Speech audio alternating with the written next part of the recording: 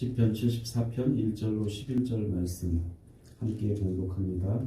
하나님이여, 주께서 어찌하여 우리를 영원히 버리시나이까? 어찌하여 주께서 기르시는 양을 향하여 진노의 연기를 뿜으시나이까? 옛적부터 얻으신 속량하사 주의 기업의 지파로 삼으신 주의 회중을 기억하시며 주께서 계시던 시온산도 생각하소서. 영구히 파멸된 곳을 향하여 주의 발을 옮겨 놓으소서. 원수가 성소에서 모든 악을 행하였나이다. 주의 대적이 주의 회중 가운데에서 떠들며 자기들의 깃발을 세워 표적으로 살림을 베는 것 같으니이다. 이제 그들이 도끼와 철퇴로 성소의 모든 조각품을 쳐서 부수고 주의 성소를 불사르며 주의 이름이 계신 곳을 더럽혀 땅에 덮였나이다. 그들이 마음속으로 이르기를 우리가 그들을 진멸하자 하고 이 땅에 있는 하나님의 모든 회당을 불살라나이다.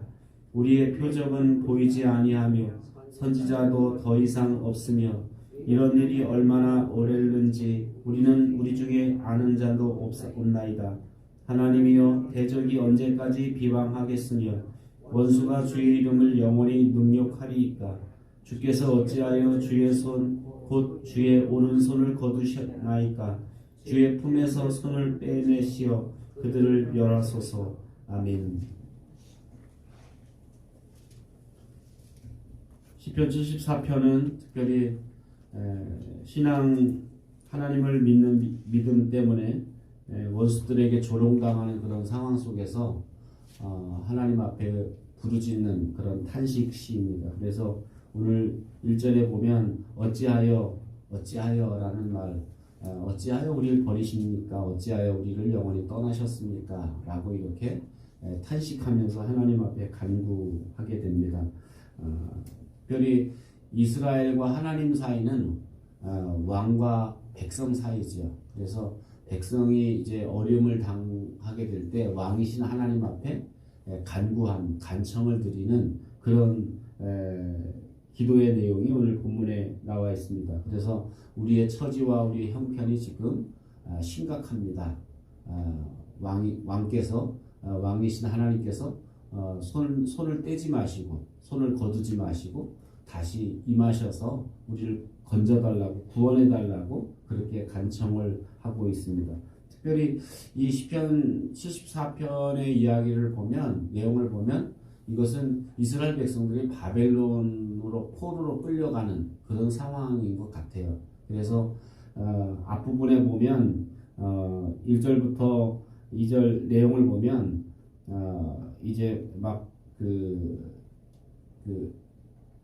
회중들은 끌려가서 하나님이 그 시온산에 계실 때 그때를 기억해 주세요 라고 이야기하고 있고 3절부터 8절 말씀 보면 원수들이 성소에서 악을 행하고 그리고 대적들이 막 그 깃발을 성소 안에서 깃발을 세워놓고 그리고 도끼를 들고 막 살림을 베는 것처럼 성소를 때려 부수고 그리고 성소를 불사르고 이런 건 다 이제 이스라엘 백성들이 예루살렘이 바벨론에 의해서 함락당하고 이제 포로로 끌려갈 때 그런 상황이죠. 그래서 결국은 이렇게 이스라엘 백성들이 바벨론 포로로 끌려간 이유는 하나님의 사랑에 대해서 등을 돌렸기 때문이라고 했죠. 그래서 이렇게 결국은 이렇게 북이스라엘이 그렇게 하나님이 심판하는 것도 보면서도 깨닫지 못하고 또 이제 선지자를 통해서 여러 번 이렇게 경고했음에도 불구하고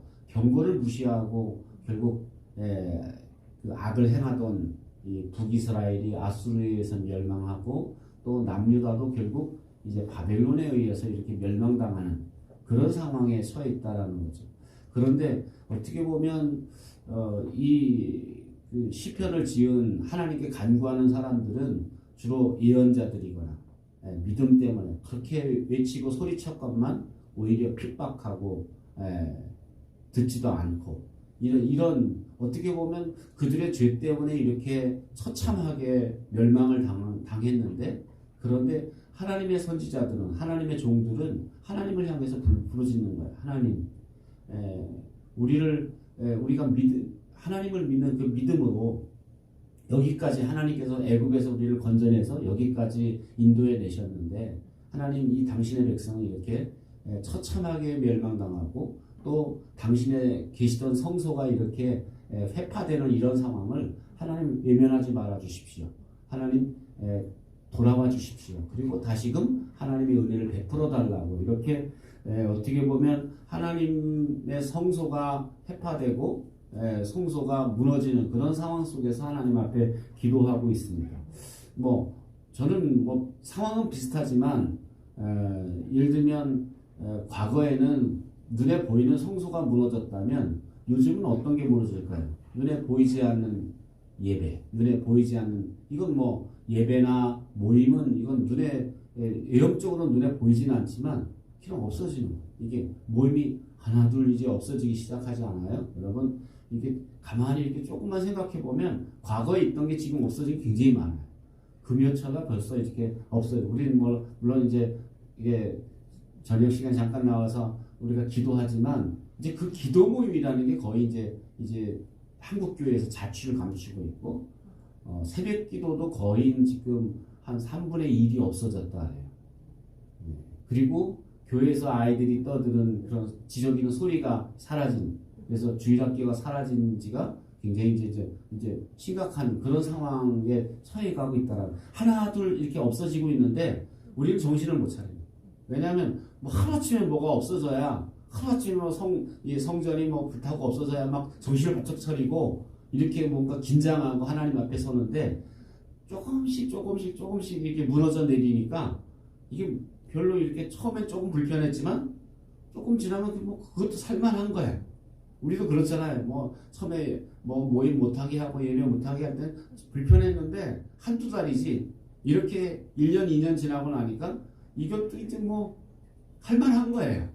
이렇게 점점 어떻게 보면 안 좋은 모습으로 이렇게 회파되어 가고 있는데도 불구하고 우리는 모른다라는 거예요. 근데 어떻게 보면 이스라엘 백성들이 이렇게 성전이 회파되고 예배가 파괴되고 그런 상황 속에서 결국 누가 하나님 앞에 이렇게 간구하느냐? 선지자들이 하나님의 종들이 하나님을 향해서 하나님 다시금 이 회파된 성전 가운데 돌아보십시오. 다시금 회복시켜 주십시오라고 울부짖고 있다라는 거예요.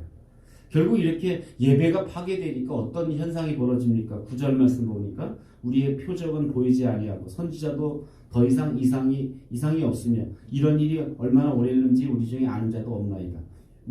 영적으로 아무것도 안 보이는 깜깜한 그러니까 음성도 못 듣고 표적도 못 보고 이제는 영적으로 아주 이게 길인지 말인 땅인지 알지 못할 정도로 그렇게 사람들은 영적으로 아무 천지가 돼버렸다는 거예요. 이게 어떻게 보면 이런 상황이 오늘날 저는 우리들의 상황일 수 있다는 거죠. 점점 한 번, 두 번 이렇게 세상의 맛이 세상의 흐름이 점점 교회 안에 침투해 들어오면서 우리가 가졌던 것 하나하나 하나님으로부터 끊어놓기 시작해서 결국 어느 순간인가 이제 하나님과 단절돼 버리면 이제는 하나님을 기억하지 못하는 그런 세대가 돼버린다는 거죠. 그래서 우리가 정말 정신을 바짝 차리고 하나님 오늘 이 시편 저자가 기도했던 것처럼 하나님 당신의 백성들을 기억해 주십시오. 그래서 맨 마지막 절도 보면 11절 주께서 어찌하여 주의 손 곧 주의 오른손을 거두시나이까 주의 품에서 손을 빼내어 그들을 멸하시고 특별히 우리를 기억해 달라고 주님의 백성을 기억해 달라고 그렇게 간구하는 것처럼 오늘 우리의 삶 가운데 무너져가는 우리의 모임 시간 또 우리의 기도 이 부분들 우리가 알게 모르게 우리 삶 속에 사라져가는 이 우리의 눈에 보이진 않았던 차라리 이렇게 성전이 불타버리고 성전이 무너지면 이렇게 가슴 아파하고 괴로워하는 백성들이 있을 텐데 이젠 야금야금 이렇게 우리의 모임과 시간들이 무너져 내려갈 때 우리가 정신을 바짝 차리고 하나님 앞에 깨어서 하나님 이 백성을 기억해 달라고 또 하나님 내 자녀들을 기억해 달라고 그래서 지금은 그래서 예수님께서 예루살렘을 보고 우는 그 여인들을 향해서 나와 이 성전을 위해서 울지 말고 너와 너의 자녀를 위해서 울라 라고 이렇게 말씀하셨던 것처럼 우리가 정말 지금 울어야 될 것은 이 다음 세대를 바라보면서 우리의 자녀들을 바라보면서 울 수 있는, 기도할 수 있는 여러분 되시기를 주의 이름으로 축원합니다. 기도하겠습니다. 말씀을 기억하면서 하나님 특별히 우리가 주님의 백성인 것을 우리가 기억합니다. 왕이신 하나님께서 우리 가운데 임재하시고 통치하셔서 무너진 예배, 무너진 기도를 하나님 다시 회복시켜 주시고 하나님 앞에 온전하게 서게 해달라고 기도하고 여러분 자신의 기도 제목을 놓고 기도합니다.